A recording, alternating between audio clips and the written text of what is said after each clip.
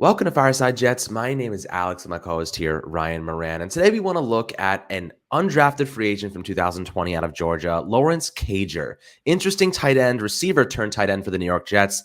As we kind of wait for training camp here, we want to dive into some of these lesser known players, who's been standing out at OTAs. We talked about some stocks rising and falling the other day, Zach Wilson and, Lamarcus Joyner and Jason Pinnock and some really good players for this Jets secondary that are trying to make waves. But today, Lawrence Cager's on the docket. We want to discuss where he could fit, into this offense, if he can make the 53-man roster, what he's good at, where he can make an impact. And really, like, his overall physique is pretty impressive. So excited to talk about Lawrence Cager. Before we do, my friend, how you doing today? Doing good, Alex. A lot to talk about here with Lawrence Cager, just in terms of his background. A guy who was a fascinating undrafted free agent signing for the Jets in 2020. When you look at just his pure size, the physicality that he plays with at 6'5", 220. He spent his first 4 years at the University of Miami and then transferred to Georgia in 2019, where he really broke out in only 8 games. He posted a career high in terms of both receptions and yards. Played alongside George Pickens, another very similar type of receiver in terms of stature, and he was successful there. I was an undrafted free agent, obviously, for the Jets in 2020, a guy who spent most of his, rookie year, actually all of his rookie year on the roster. Just he bounced back and forth between the 53 and being on the practice squad for an undrafted free agent. And then in 2021, he was with the team up until the end of the training camp when he got waived.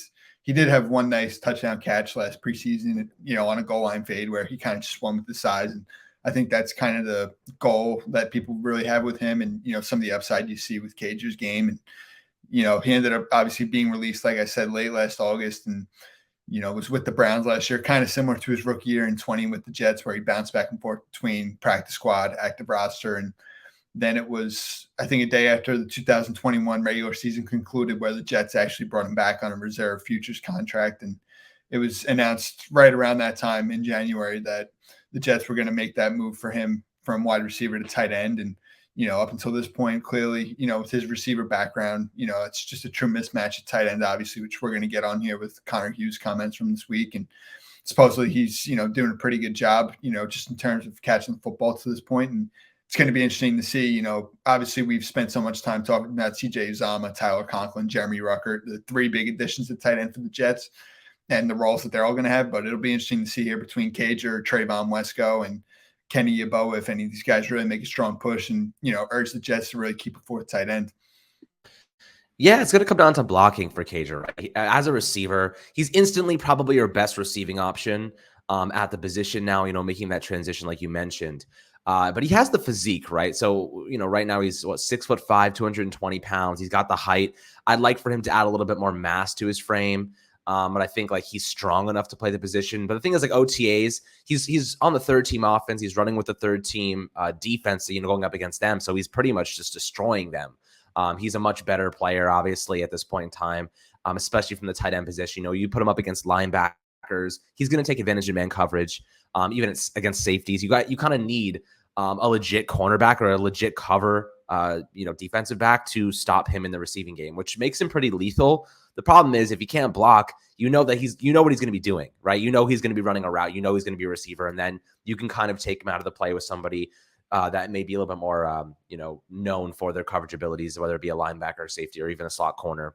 I could see him playing like a jumbo slot role for the Jets moving forward. Maybe not a traditional tight end where he's like in line like a Uzomah or a Tyler Conklin, who I think will have both pretty significant impacts this upcoming season, or even Jeremy Ruckert for that matter. He's a pretty good blocker himself. So if we're talking about Lawrence Cager, his best role might be as a jumbo tight end, a jumbo like a slot guy, and just having that size and ability that maybe even if he has to block every now and then, he can do that at the 2nd level in the running game, from that slot position. An interesting way for them to get him involved in, creative ways. But Connor Hughes, like you mentioned, did say some pretty great things about him.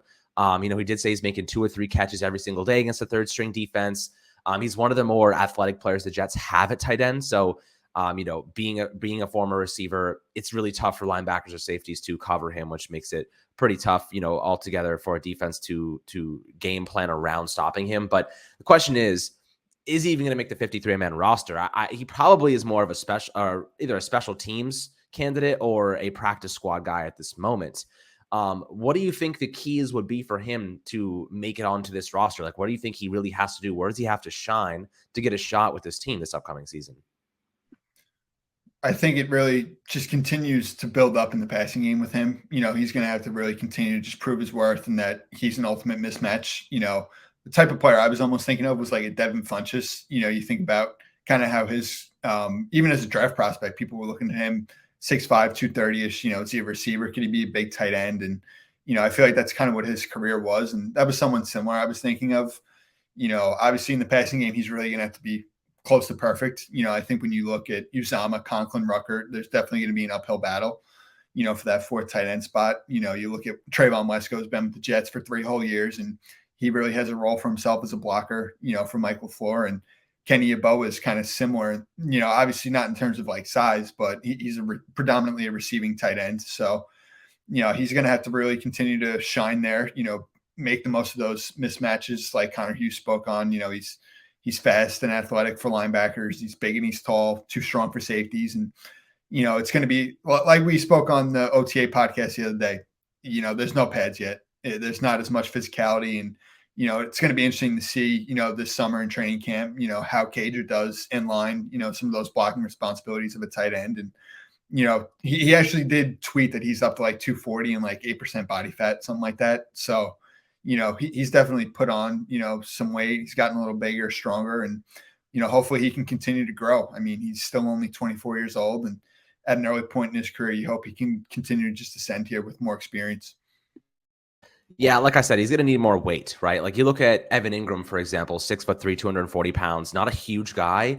Traditional tight end of the Giants tried to force him into that role, kind of had some reps in the slot and stuff like that, but he's 20 pounds heavier than Cager, and he struggled blocking because he didn't have enough power.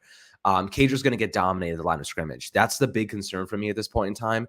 He doesn't have the functional strength to go up against pass rushers or even blitzing linebackers are coming full speed at him. So that's my concern right now. If he can show that he has the strength, if he can add a little bit more muscle mass and maintain his receiving abilities, he can easily make this roster. That's not my concern. It's just like, I don't know if he has the time to get to that point when the Jets have to make decisions in the next 2 months or so. He's got to add 20, 15 pounds of muscle mass fast. I don't know if he can do that, in this amount of time, but we'll see. He's a great receiver, definitely turning some heads against the third string defense. I'd like to see him get some reps with the twos at least, see if he can replicate those performances in, against higher competition, better competition. But maybe he's something special. Maybe he's not. We'll find out, my friends. I hope you guys enjoyed this episode. Take a look at Lawrence Cager. Of course, we'll, scatter some film clips throughout this video so you can get a look at what he's capable of doing. As always, make sure to like and subscribe to the channel. We appreciate all the love recently and building this community up. And we'll catch you guys on the next Fireside Jets episode. Have a fantastic rest of your day.